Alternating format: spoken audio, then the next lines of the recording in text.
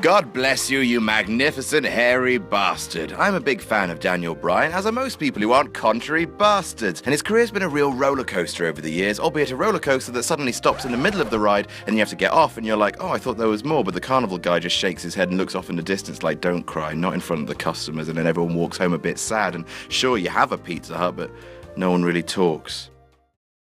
Just under a year ago, the most likeable wrestler in the world hung up his boots and stepped aside to become the most likeable general manager in the world. That is a great but understandable shame, and WWE would like you to remember his greatest moments in the ring, but not these. These moments are B+ at best. I'm Adam from WhatCulture.com, and here are 10 things WWE want you to forget about Daniel Bryan. Number 10, Buddy Peacock. You may not think about it that much, but a wrestler's name is very important. After all, who would you rather watch wrestle, The Rock or Dwayne Johnson? The Undertaker or Mark Calloway? Shawn Michaels or Michael Hickenbottom?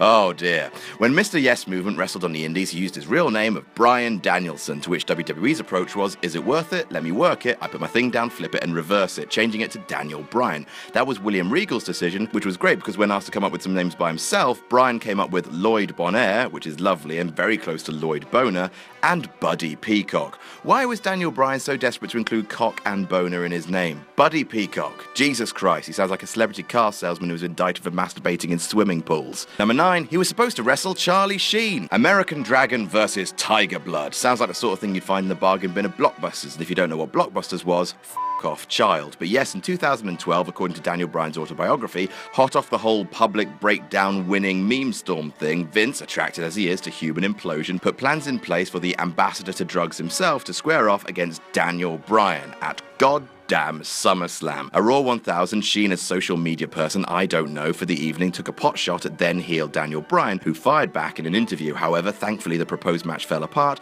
and considering that WWE like their celebs to come out on top, we were spared the best technical wrestler alive, jobbing out to the guy from 2.5 Men. Number 8, he had heat for being vegan. That's WWE for you. You don't feast on the flesh of the dead. You're not a fighter. I bet you eat ice cream as well, you giant vagina. Yes, despite the fact that he could tie you up like shoelaces and kick you so hard that you change hair color, Daniel Bryan was dismissed backstage for being a vegan. Vince McMahon, who probably eats 2 steaks at a time, pushing them into his ears so the masculinity gets to his brain faster, once responded to Jericho praising Bryan with disgust. Him, he said, he doesn't even eat meat. The disdain went so deep that when he arrived on the main roster, they kept referring to it. He's small, he's weak, he's vegan. And then, Daniel Bryan proved to be one of the most athletic competitors ever, and WWE had to eat their words medium rare. Number 7, some of his talking smack shoots. Let's be clear, talking smack is a force for good in this world. What could have been very easily just another of those soundbite-riddled wastes of airtime like the Raw pre-show or the Mountain Dew kickoff has, over time, become near essential viewing and home to some of the best promos of 2016. The Miz shook the wrestling world, Ambrose shot on John Cena, Baron Corbin is great all the time for some reason.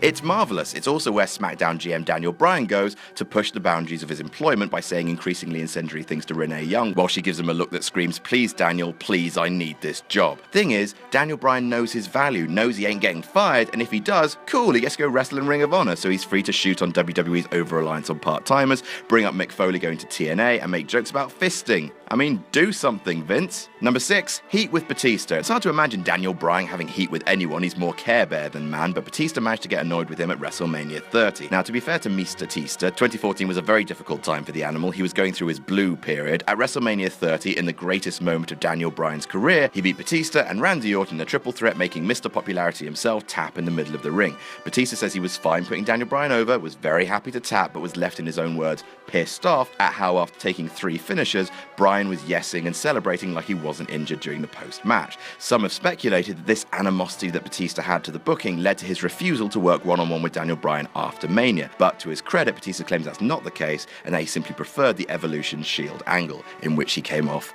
looking really strong. Number 5, being released in 2001. That's right, Daniel Bryan signed with the WWE developmental territory as far back as 2000, penning a deal with Memphis Championship Wrestling, working often as the American Dragon. However, despite winning the Light Heavyweight Championship and the Tag Championships with Spanky, aka Brian Kendrick, WWE severed its ties with MCW in 2001 and released him from his contract. This turned out to be a blessing in disguise, as this freed Daniel Bryan to travel to Japan, the UK, PWG, and Ring of Honor, and gain the experience he needed to become a multi-style master. Without WWE WWE releasing him, had they taken him on and coached him exclusively in the WWE style, he may have been a more limited performer, which WWE certainly won't want you to remember. And speaking of his training, number 4, his real mentor wasn't Shawn Michaels. Hey, remember 2013 when WWE couldn't stop popping a bollock at how Shawn Michaels trained Daniel Bryan, and Daniel Bryan was Shawn Michaels' protege, and how one time Daniel Bryan and Shawn Michaels kissed, but that was just a bit of fun, it didn't really mean anything. Well, that's typical WWE spin, and while it's true that Daniel Bryan was part of a class at Shawn Michaels' wrestling school, apparently HBK wasn't all that great at imparting what came naturally to him, and it was actually during his time at Memphis Championship Wrestling that Daniel Bryan found his one true mentor, William Regal, whom Bryan frequently credits as giving him more of the instrumentals to his game than he ever got from HBK, but that doesn't fit the story, so their relationship never escalates to the mentor-manatee relationship WWE tries to tell you Shawn and D-Bry shared. Number 3, nearly fighting Triple H for real. As you might expect from a man who spends his time wearing plaid and chopping wood and growing his own kale, it's quite hard to make Daniel Bryan really cross, but hey, if anyone can manage it, it's the game. On the June 17th episode of Raw in 2013, while Bryan was really starting to blow up in popularity, he was wrestling a no DQ match against Randall Keith Orton and suffered a stinger, a nerve injury, rendering him unable to move his arms after a flying dropkick. Despite this, Bryan kept wrestling because that's his mentality. Unless you break your leg or your cock falls off, you keep going. Eventually, Triple H had the match called off from backstage, and suddenly a match Daniel Bryan was supposed to win was awarded to Orton via stoppage. Bryan stormed backstage, calling the decision bullshit, and got nose-to-nose with Triple H. The confrontation almost came to blows, which would surely have seen disciplinary action. Speaking of, number 2, getting fired. No matter how much WWE would like us to forget that they almost permanently lost one of their hottest stars, it's damn impossible because it happened during one of the most memorable Raw angles ever.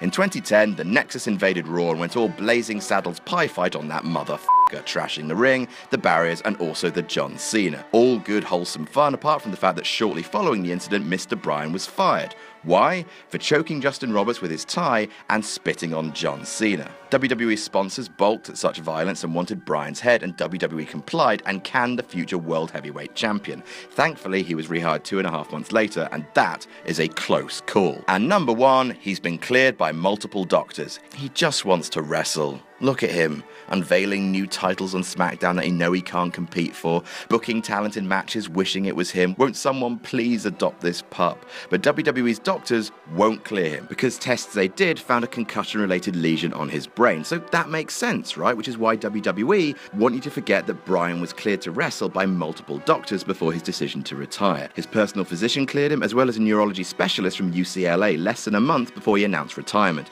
Now, look, I'm not about to suggest which tests are right or second-guess medical opinion. It's just that WWE would quite like us to forget about these differing medical findings, not get our hopes up for Daniel Bryan's wrestling return. But, I mean, gosh, look at him. Look at his eyes. He just wants to wrestle. We're never going to stop doing magazines called wrestling. It's time for issue 4, the first magazine of 2017. And to celebrate, we're looking back on the wrestling year that was, including end-of-year awards for best and worst matches of 2016, best and worst wrestlers of 2016, best and worst feuds, and many more. Also, a gigantic career retrospective on AJ Styles, Dixie Carter's crimes against wrestling, and how WWE should have booked the road to WrestleMania 2016, written by this sexual Catherine Wheel. As ever, the magazine is available now to order at shop.whatculture.com. For the love of God, buy it.